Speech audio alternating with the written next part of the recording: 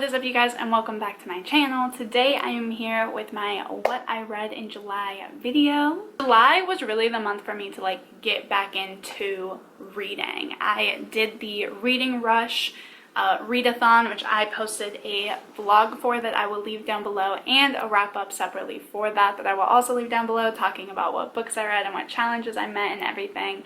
But ultimately it just really got me back into the swing of reading, which I think is so great because I've really been in the biggest reading slump of my life the past 2 years. It just really got me back into the swing of reading again, and I read 7 books total in July. First, actually, I do want to go over some stats.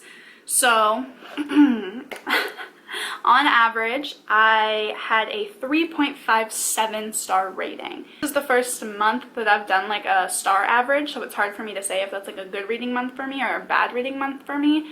But just based off of the amount of books that I read, I feel like a 3.6 average is pretty good. 3 of them were arcs that are coming out later this fall. 2 of them already came out in 2019.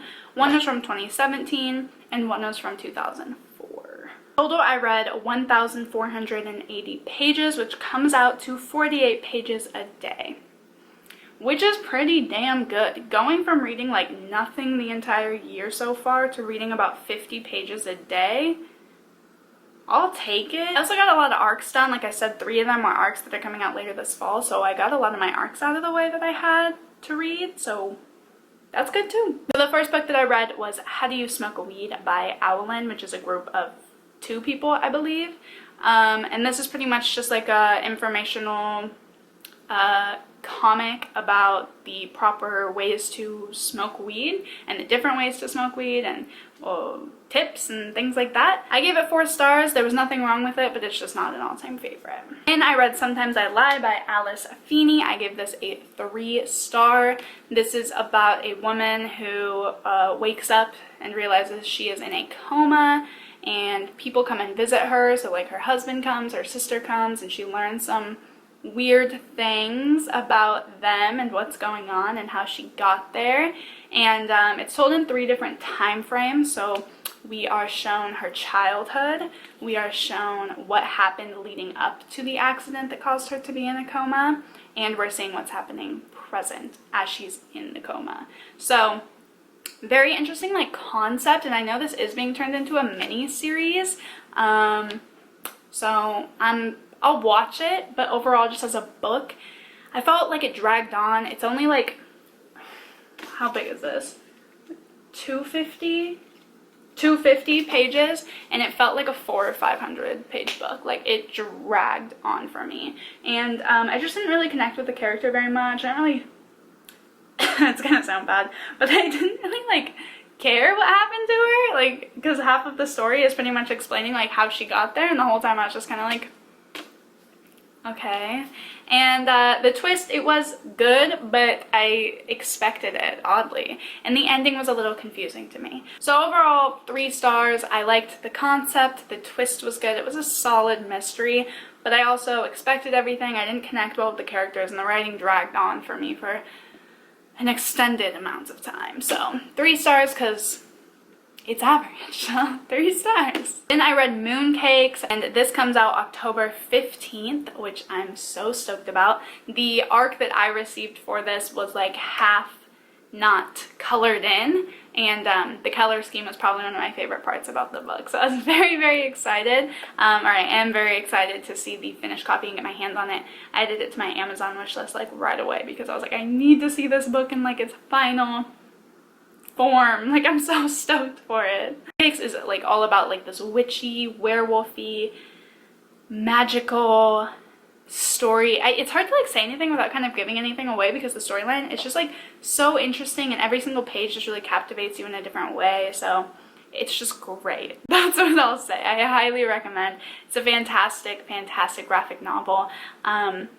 So much diversity. That was probably one of my favorite parts. Both of the main characters are Asian American. One of them is non-binary, and the other one is hard of hearing. So great diversity and representation in that book in so many different ways. I absolutely loved it. And they're queer, which is The Nail in the Coffin. No, that's what you say when things are bad, isn't it? It's extra cherry on top. Cherry on top.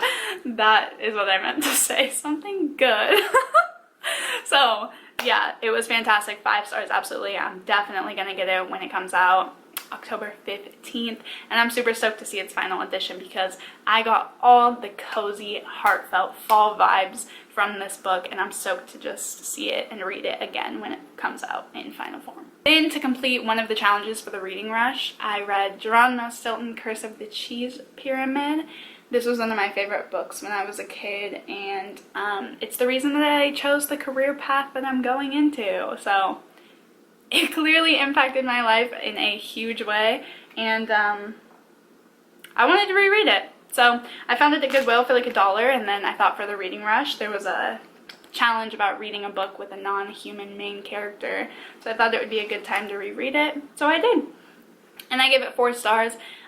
Even as far as kids books go, I still just felt like it wasn't like the most captivating or exciting. I've read better kids books, so while it did have a huge impact on me, I did still just rate it a 4 star just because as a book it did drag a little bit, like even for a children's book. Next, I read a graphic novel called Minus by Lisa Navziger, if that's how you pronounce that. I gave this one 2 stars because I finished it and it wasn't the worst thing I've ever read, but it definitely had issues. The art style was pretty, but it just didn't make up for the fact that the book didn't make sense at some point. There were major plot holes, and the storyline just, it didn't make sense. Like, there were just so many times that I was like, what is going on, honestly? Overall, it's about this girl who's on a road trip with her dad to go visit a college to do a tour, and something happens with her dad, and she's stuck kind of trying to figure out like where he went. That's ultimately all I can say without like really giving anything away, but I will say as a warning that this book does seem to oddly sympathize with child kidnappers. Like, they try to get you to feel bad and sympathize with somebody who kidnaps a child, which for me is just like a big no. Like, I'm very confused. Like, I felt absolutely no sympathy with this character. I felt nothing but a go to jail feeling, and yet the book was like, aw, how sad, huh? And I was like, nah, bitch, like, lock him up.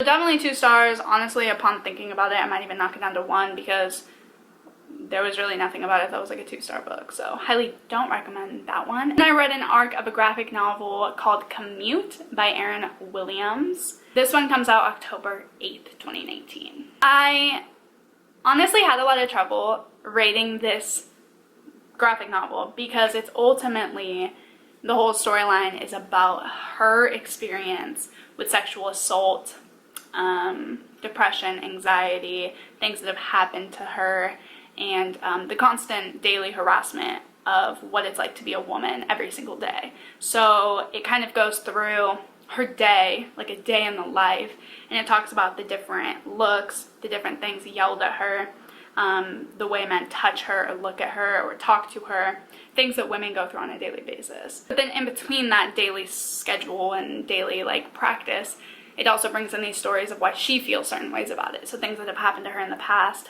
that make her extra anxious, or things that make her extra untrusting. So ultimately, I found it really difficult to be able to place a rating on somebody else's experience. I felt like that wasn't okay. So I just didn't really know like how to give a rating when it takes so much strength and so much bravery to be able to talk about those things, and especially to like the whole world, to be able to publish a book about really bad things that have happened to you. Like, that takes so much strength and so much bravery, and how do you rate that?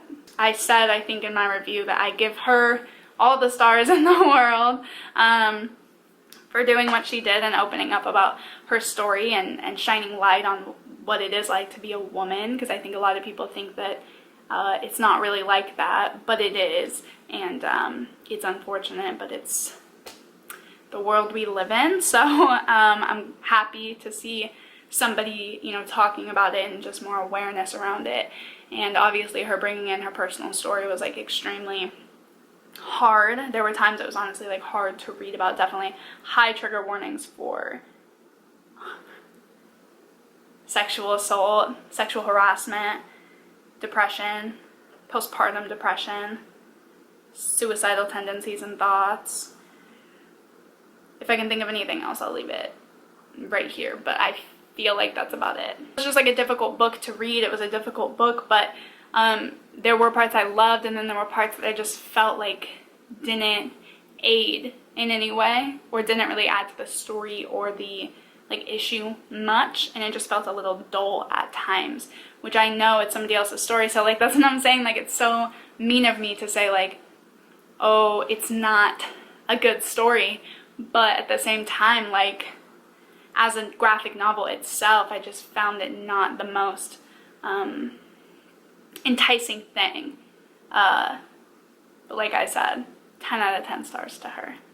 I don't know how else to talk about it. I might even just end up taking my star rating down because I don't want to affect like her Goodreads, and I'll just leave the review without the star rating. Is kind of probably how I'll go about it. But I did just want to let you guys know that if I could rate just the book itself, it would be a 3-star for me. It was pretty average, but her story alone, very, very important stuff. Then I read Tea Dragon Festival by Katie O'Neill, which comes out September 17th of this year. This is the sequel, or I guess kind of more so like a companion to Tea Dragon Society. I have actually never read Tea Dragon Society, and yet Tea Dragon Festival still made so much sense to me, and I loved it so much. I'm definitely going to read Tea Dragon Society now that I've read Tea Dragon Festival, because I just love that world, and I love those characters, and I love like everything about like the art style and the illustrations and everything. I did give it 4 stars. I thought that it was so cute and so sweet. It just wasn't like an all-time favorite. Like the feeling and the love I felt for a book like Mooncakes,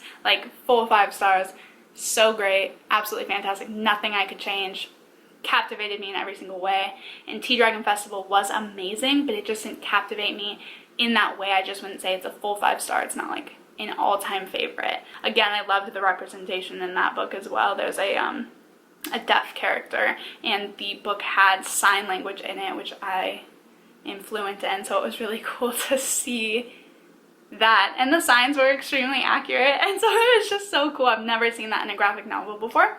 Like in Mooncake, she was hard of hearing, but she wore a hearing aid, and there was no sign, but in Tea Dragon Festival there was sign, and I just thought that was so cool, and I just love seeing hard of hearing and deaf representation more, because it's something that I feel like is so overlooked. So yeah, so that is everything that I read. A lot of arcs, a lot of graphic novels, a lot of just getting back into the swing of things and falling in love with books and reading all over again, and I'm so stoked. So be sure to leave a comment down below letting me know what you read in July, and if you've read anything that I've read, let me know your thoughts. Be sure to like this video if you did like it, subscribe if you're not subscribed already, and I hope that you guys have a good day, and I will see you in the next video.